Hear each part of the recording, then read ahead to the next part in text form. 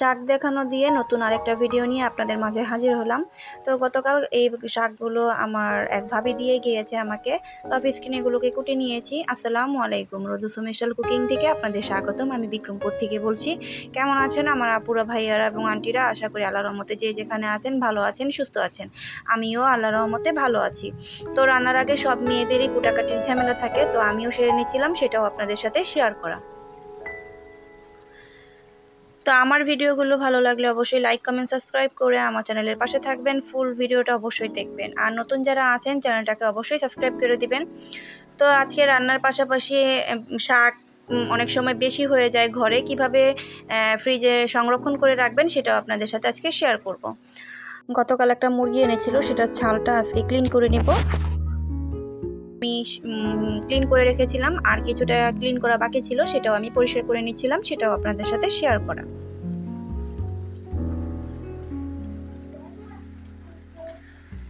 সংসার জীবনে কাজ এরকম করেই করতে হবে, কাজ আসতেই থাকবে, কাজ করেই যেতেই হবে। তো এখানে রান্নার জন্য সব কুটিকাটি করে আমি চুলাটা ভাতের জন্য জ্বালিয়ে দিয়েছি। আর এই দিকে এই শাকগুলো আমি খাবো না, আর আমি খাইও না। এই জন্য আপনাদের ভাইয়ার জন্য, যে বাহিরে গিয়েছে কিছুদিনের জন্য, তো ওনার জন্য আমি সংরক্ষণ করে রেখে দিব। তো সংরক্ষণ করা শাক হচ্ছে কিছুটা পরিমাণের, আপনি পানি দিবেন না, শাকে যতটুকু পানি আছে ওটুক দিয়েই হালকা পরিমাণের ভাপিয়ে নেবেন। এই যে সামান্য এরকম ভাপানো হয়ে গেলে নামিয়ে আমি বক্সে ভরে নিব, তারপরে ঠান্ডা হলে ফ্রিজে রেখে দিব। তো একদম মানে সতেজ থাকবে। তারপরে আমার লাউ শাকগুলো আমি সম্পূর্ণ রান্না করব না, কারণ ঘরে যেহেতু আমরা লোক কম, খাওয়া হবে না। এই লাউ শাকগুলো কিছুটা পরিমাণের আমি ভাপিয়ে নিব, এগুলো আমি রেখে দিব।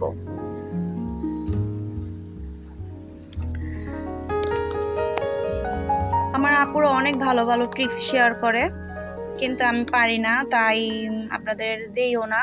তো আজকে ভাবলাম একটু ফ্রি আছি, যেহেতু বাসায় আপনাদের ভাইয়া নেই, তো আস্তে আস্তে এগুলো কেটে নিয়েছি, ভাবলাম যে আপনাদের সাথে শেয়ার করি।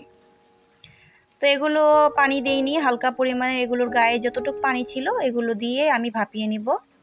ভাপানো হয়ে গেলে পানিটা ছেঁকে নিব, ছাঁকনিতে আমি রেখে দিব ঠান্ডা হওয়ার জন্য। তারপরে আমার লাউ শাকটুকু আমি যতটুকু রান্না করব, এখানে আজকে আলু দিয়ে রান্না করব। আমার লাউ শাকটা আলু দিয়ে খেতে খুব ভালো লাগে। তো একটা আলু কেটে নিয়েছি, হাফ সিদ্ধ হয়ে আসলে আমি লাউ শাকগুলো এখানে দিয়ে দিব। আর আমি আমার আপুদের রান্না শেখাতে আসিনি, আমি জানি আমার আপুরা অনেক ভালো রান্না করতে জানে। আমি যখন যাই রান্না করি আপনাদের সাথে শেয়ার করি, আমার আপনাদের সাথে শেয়ার করতে ভালো লাগে, তাই শেয়ার করা।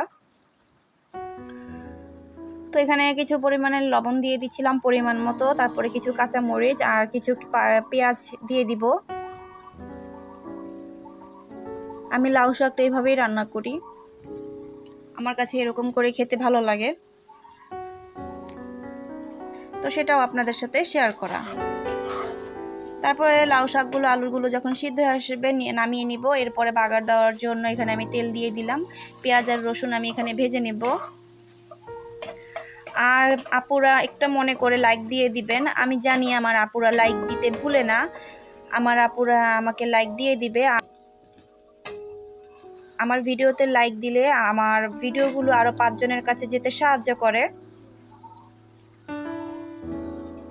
তো এরপরে বাগার দেওয়ার জন্য লাউ শাকগুলো দিয়ে দিব, তারপরে নেড়ে চেড়ে কিছুক্ষণ ভাজা ভাজা করে ভাজিটা হয়ে আসলে নামিয়ে নিব।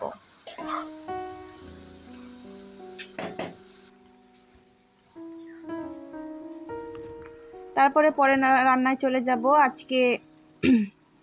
এই তো আমি বক্সে ভরে নিয়েছি, লাউ শাকগুলো ঠান্ডা হয়ে গিয়েছে। এরপরে পরের রান্নায় চলে এসেছি, এখানে পেঁয়াজ কুচি দিয়ে দিব। তো আজকে মুরগির মাংস রান্না করব না, মুরগির ছাল, পাখনা, আর হচ্ছে এটা হচ্ছে বড় মুরগি, বড় একটা মুরগির ছাল অনেকগুলো হয়, তো ছাল পাখনা দুইটা আর কিছু কলিজা দিয়ে আমি রান্না করব। যাবতীয় মশলা আমি এখানে দিয়ে মশলাগুলো কষিয়ে নিব।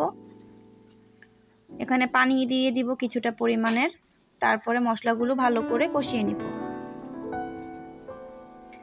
আমার আপুরা ভালো ভালো রান্না করতে জানে, ভালো ভালো রান্না শেয়ার করে।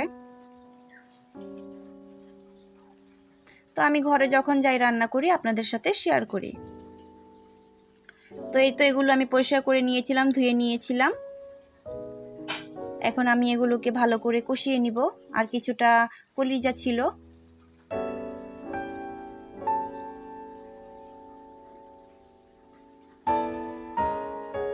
কে কে এই বড় মুরগির ছাল খেতে পছন্দ করেন অবশ্যই কমেন্টস করে জানাবেন। তারপর এগুলো ভালো করে কষাতে দিয়ে আমি এখানে শাকগুলো ডিপ ফ্রিজে রেখে দিব।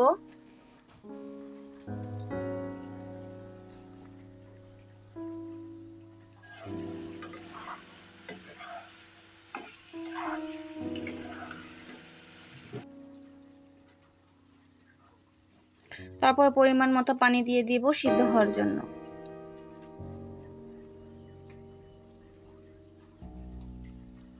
একদম অল্প আছে আমি এগুলোকে রান্না করে নিব। এখানে আজকে ঝোল রাখবো না, তাই একটু পানি কম দিয়েছি।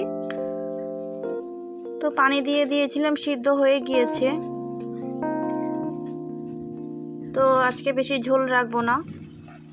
তো এখানে আমাদের শাকটা দিয়ে দিয়েছি, সেটার ক্লিপ আর নেওয়া হয়নি, আমাদের বিক্রমপুরের ঐতিহ্যবাহী শাক। তো নেড়ে চেড়ে ঝোলটা একটু পরিমাণে শুকিয়ে নিচ্ছি। তারপরে আর ভিডিও করা হয়নি, খাওয়ার ভিডিও। তো তরকারিটা রান্না করা শেষ। আর এটা হচ্ছে বিকেলের ভিডিও, আজকে বছরের প্রথম বৃষ্টি হয়েছে, সেটা আপনাদের সাথে শেয়ার করা। আজকের ভিডিওটা এ পর্যন্তই। সবাই ভালো থাকবেন, আমার জন্য দোয়া করবেন। আল্লাহ হাফেজ।